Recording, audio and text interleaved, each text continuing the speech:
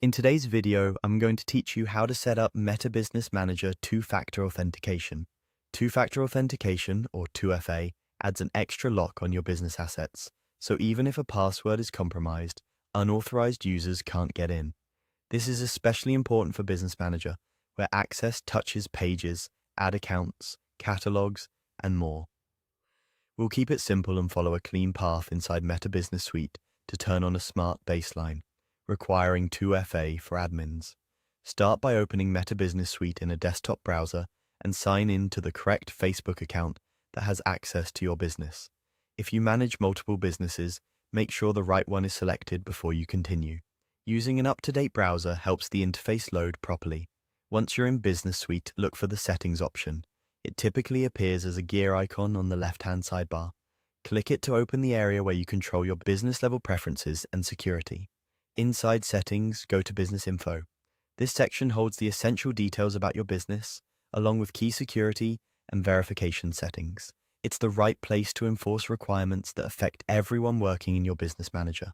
On the Business Info page, locate the Two-Factor Authentication section. You may need to scroll a bit. This area doesn't turn 2FA on for individual accounts directly. Instead, it sets the rule that your business will enforce, which determines who must have 2FA enabled on their own Facebook profiles before they can access your assets. When you find the two-factor authentication controls, select Admins Only.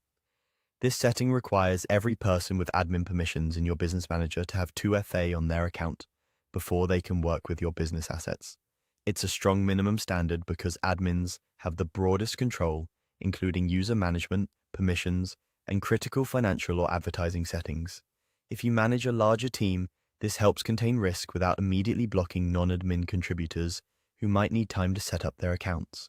After choosing Admins Only, the interface typically updates right away and shows the requirement as active.